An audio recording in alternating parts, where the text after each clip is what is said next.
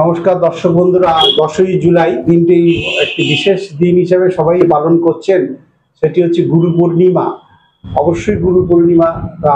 আমার এখানে শিক্ষা গুরু বসে রয়েছেন, যিনি দেখতে পাচ্ছেন একজন অত্যন্ত জ্ঞানী পণ্ডিত, আমাদের সকলের শ্রদ্ধেয়, সমাজের একজন বিরাট বড় সম্পদ।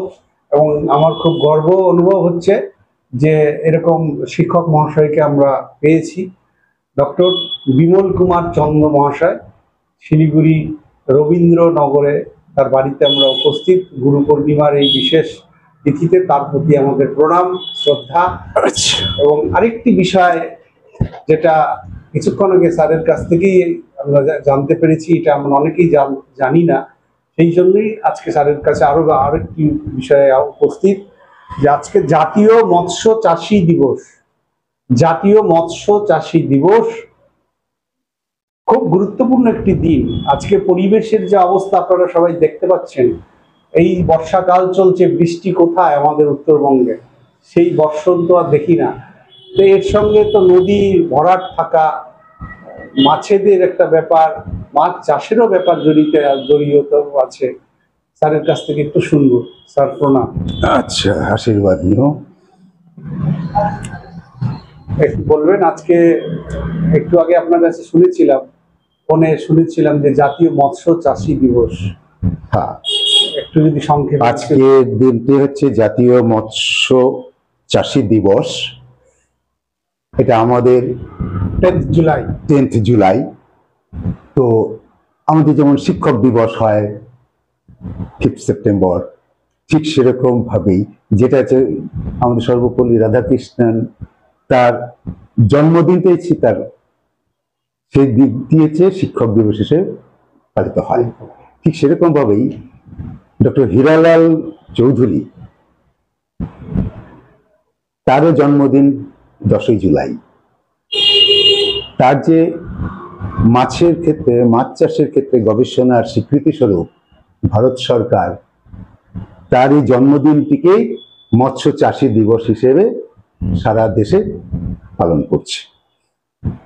তা বিশেষ করে মৎস্য চাষের সঙ্গে সম্পর্কিত সরকারি যে সংস্থা ICAR, Indian council for agricultural research, তারই অন্তর্ভুক্ত CIFRI, central inland fisheries research institute, সেখানে তিনি ডক্টর হীরালাল চৌধুরী প্রণোদিত প্রজনন, বা যেটাকে ইনডিউসড ব্রিডিং বলা হয়, এটা করতে সফল হন। সেই জন্যই এই দিনটিকে চাষিদের ভাইদের কাছে একটা আনন্দের দিন হিসেবে চিহ্নিত হয়ে গেছে মৎস্য চাষিদের ক্ষেত্রে, যেটা হচ্ছে আবদ্ধ জলে তারা সেই মাছগুলোকে তার প্রজনন ঘটিয়ে তার উৎপাদন বৃদ্ধির জায়গাটাকে দেখতে পেরেছেন, যেগুলোর ফলেই আমাদের ব্লু রেভলিউশন, যেটাকে নীল বিপ্লব বলা হয়, সেই জায়গাটায় আমরা অনেকটাই এগিয়ে গেছি। তা সেই জন্য তাকে স্মরণে রেখেই আজকের দিনটি চাষি ভাইদের জন্য উৎসর্গিত হয়েছে। এবং এটা বিশেষ করে চাষি ভাইদের দিন, যারা মৎস্য চাষের সঙ্গে যুক্ত, তাদের ক্ষেত্রেই এই দিনটির গুরুত্ব অপরিসীম। এবং আজকের দিনের বার্তা কি? আর আজকের দিনের বার্তাটাই হচ্ছে সুস্থ মাছ, সুস্থ সমাজ। মাছ সুস্থ থাকলে সমাজও সুস্থ হবে।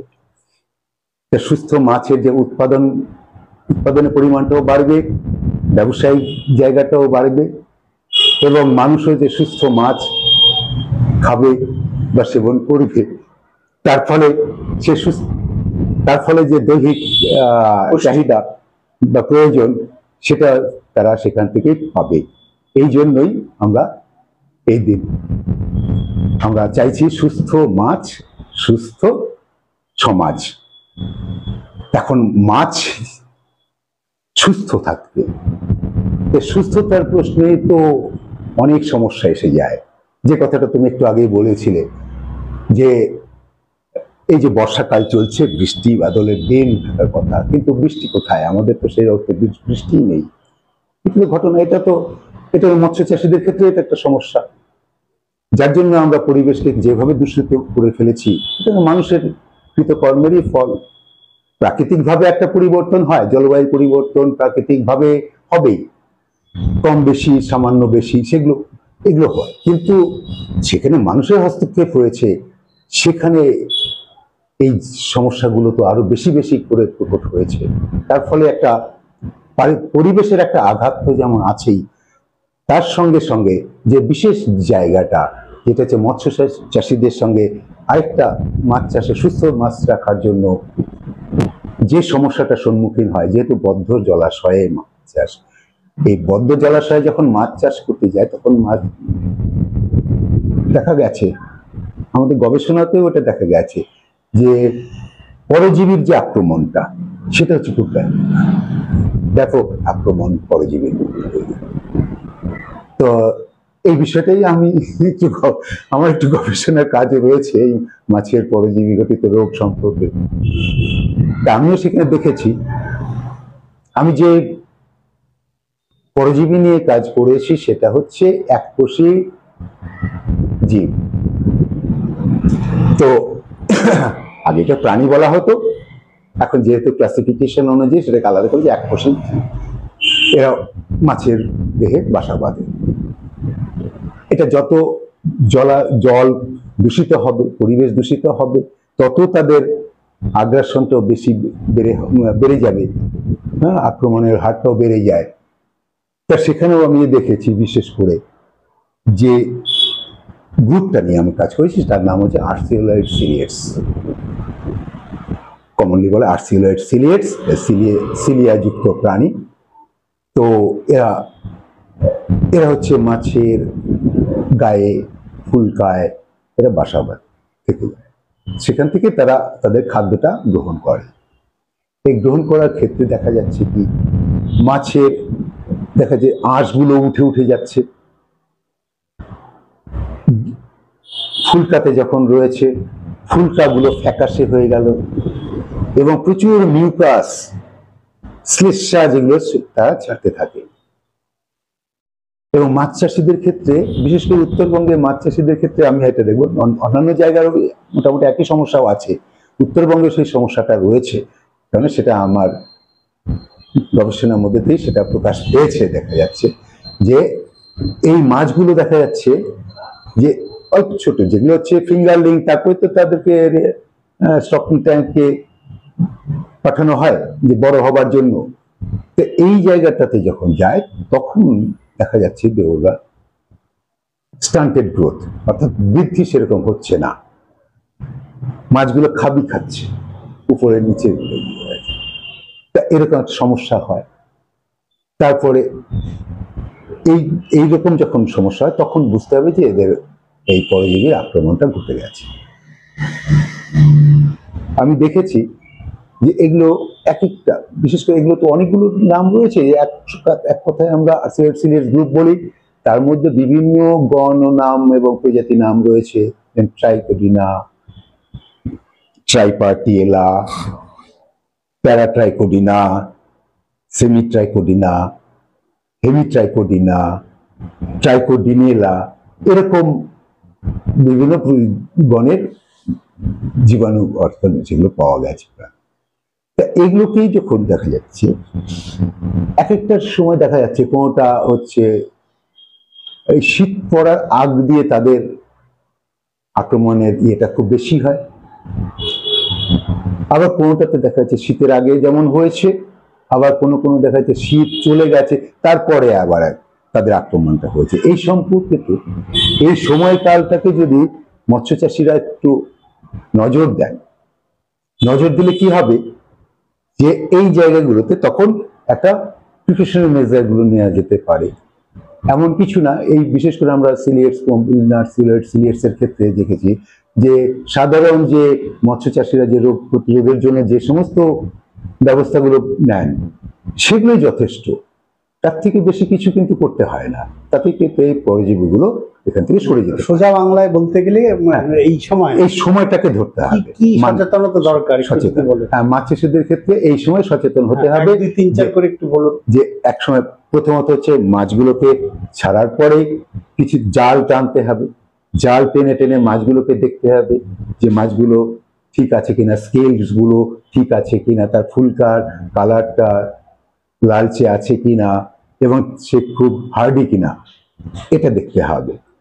যদি দেখা যায় স্কেলগুলো উঠে গেছে, ফুলকাগুলো একটু ফ্যাকাশে হয়ে গেছে, প্রচুর মিউকাস বেরোচ্ছে, তখন সেগুলোকে আলাদা করে দিতে হবে সঙ্গে সঙ্গে সঙ্গে সঙ্গে তখনই সেগুলো চুন, পটাশ ইত্যাদি যে সমস্ত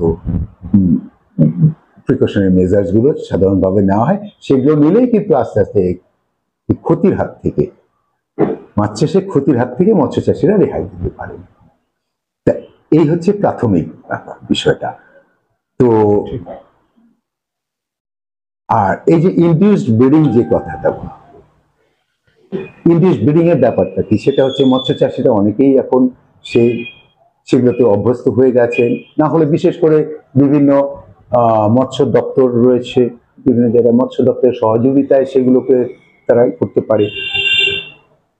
মাছ ইনডিউসড ব্রিডিং অর্থাৎ পিটুইটারি, বিশেষ করে কাতলা, এদের পিটুইটারি গ্ল্যান্ডটাকে বের করে নিয়ে আসা হয়, নিয়ে এসে ওটাকে একটা টিস্যু হোমোজেনাইজারের মধ্যে ওটা পেস্ট করা হয়, পেস্ট করে নিয়ে তারপরে ওটাকে ওই সেন্ট্রিফিউজ মেশিনের মধ্যে ওটা ঘোরাতে হয়।